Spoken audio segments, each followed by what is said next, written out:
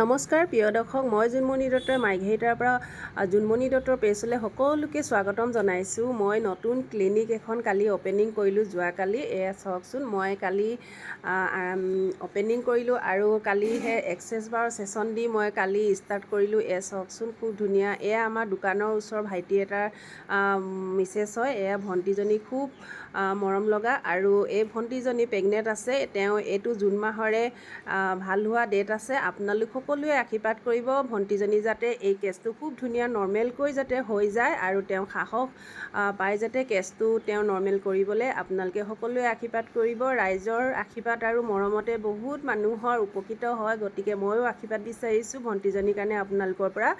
আপোনালোকে আশীৰ্বাদ কৰিব। আৰু মই কালি তেওঁক ছেশ্যন দিলোঁ, খুব ধুনীয়াকৈ ছেশ্যন দিলোঁ। বেছি সময় দিয়া নাই, মাত্ৰ কালি নিয়মটোহে কৰিছোঁ। মই কালি ক্লিনিক খোলাৰ কাৰণে তেওঁক কালি অ'পেনিং কৰিলোঁ আৰু ছেশ্যনটো দি কিনে আৰু লাহে লাহে মই এইকেইদিন দিম বাৰু তেওঁক ছেশ্যন। আৰু আপোনালোকে সকলোৱে আশীৰ্বাদ কৰিব মোৰ ক্লিনিকখনো যাতে ভালকৈ চলে। আৰু যিসকল ওচৰৰ হয় আপোনালোকে আহি মোৰ ইয়াৰ পৰা এক্সেছ বাৰ ছেশ্যন ল'ব পাৰিব, থেৰাপি বা ছেশ্যন ল'ব পাৰিব।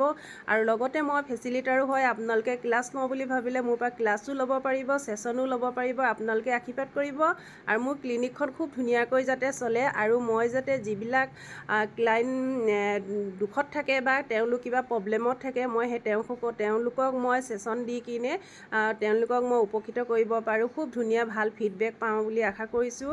আৰু ভাল লাগে আমাৰ ক্লাইণ্টবিলাকে যেতিয়া মোৰ হাতৰ ছেশ্যন লয়, তেওঁলোকে যেতিয়া ফিডবেকবিলাক দিয়ে সেইবিলাক শুনি খুব ভাল লাগে। আৰু মই এতিয়া আপোনালোকক এই ক্লিনিকৰ পৰা মই যিবিলাক মোৰ ক্লাইণ্টৰ যিবিলাক মই ফিডবেক আছে সেইবিলাক আপোনালোকৰ ওচৰত দাঙি ধৰিম আৰু আশা কৰিছোঁ আপোনালোকে আশীৰ্বাদ কৰিব। ধন্যবাদ।